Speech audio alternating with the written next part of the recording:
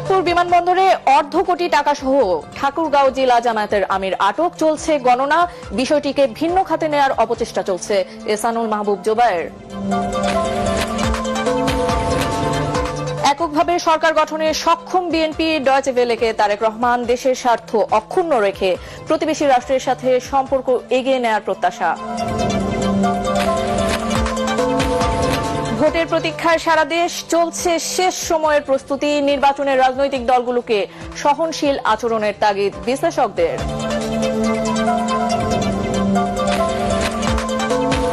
Vote আয়োজনে সর্বোচ্চ স্বচ্ছতা ও জবাবদিহিতা নিশ্চিত করেছে নির্বাচন কমিশন, জানালেন সিসি। আওয়ামী লীগ না থাকায় ভোটার উপস্থিতিতে প্রভাব পড়বে না। টানা ছুটিতে বাড়ির পথে কর্মজীবীরা, ফাঁকা রাজধানীতে ঈদের আমেজ। রাজধানী সহ সারা দেশে নিরাপত্তা ব্যবস্থা জোরদার।